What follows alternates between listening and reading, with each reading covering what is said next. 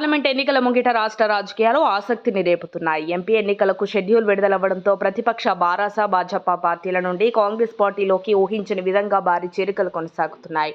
గతంలో చిన్న చితక పార్టీలని నాటి తెరాస, బీజేపీ పార్టీలో విలీనమయ్యాయి. 2011లో ప్రజారాజ్యం పార్టీని చిరంజీవి కాంగ్రెస్లో విలీనం చేయగా 2020లో తల్లి తెలంగాణ పార్టీని టీఆర్ఎస్లో విజయశాంతి విలీనం చేశారు. 2021లో బీజేపీలో యువ తెలంగాణ పార్టీ విలీనం చేశారు.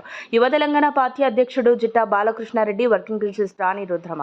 అదేవిధంగా 2024లో కాంగ్రెస్ పార్టీలో వైఎస్ఆర్టీపీ పార్టీని వైఎస్ షర్మిల విలీనం చేశారు. ఇప్పుడు తాజాగా లోక్సభ ఎన్నికల వేళ తెలంగాణలో మరో కీలక పరిణామం చోటు చేసుకుంది. తెలంగాణ లేబర్ పార్టీని కాంగ్రెస్లో విలీనం చేశారు. శుక్రవారం హైదరాబాద్లోని గాంధీ భవన్లో టీపీసీసీ కార్యనిర్వాహక అధ్యక్షుడు ఎమ్మెల్సీ మహేష్ కుమార్ గౌడ్ ఆధ్వర్యంలో ఆ పార్టీ రాష్ట్ర అధ్యక్షుడు రమేష్, ఆయనతో పాటు వందలాది మంది కార్యకర్తలు కాంగ్రెస్లో చేరారు. ఈ సందర్భంగా ఎమ్మెల్సీ మహేష్ కుమార్ గౌడ్ మాట్లాడుతూ కాంగ్రెస్ పార్టీ పేదలకు అండగా ఉండే పార్టీ అని అన్నారు. ముఖ్యమంత్రి రేవంత్ రెడ్డి, ఏఐసీసీ ఇన్ఛార్జ్ దీపాదాస్ మున్షి సూచన మేరకు లేబర్ పార్టీని మనస్ఫూర్తిగా కాంగ్రెస్ పార్టీలోకి విలీనం చేసుకున్నామని మహేష్ కుమార్ గౌడ్ తెలిపారు. లేబర్ పార్టీ నాయకులకు కాంగ్రెస్లో తగిన గౌరవం, ప్రాధాన్యత ఇస్తామని భరోసా ఇచ్చారు. ఈ విలీనంతో సీఎం రేవంత్ రెడ్డి ఖాతాలో మరో విజయం చేరినట్లయిందని అంటున్నారు విశ్లేషకులు. మరిన్ని అప్డేట్స్ కోసం మా కాయ్ టీవీని సబ్స్క్రైబ్ చేసుకోండి.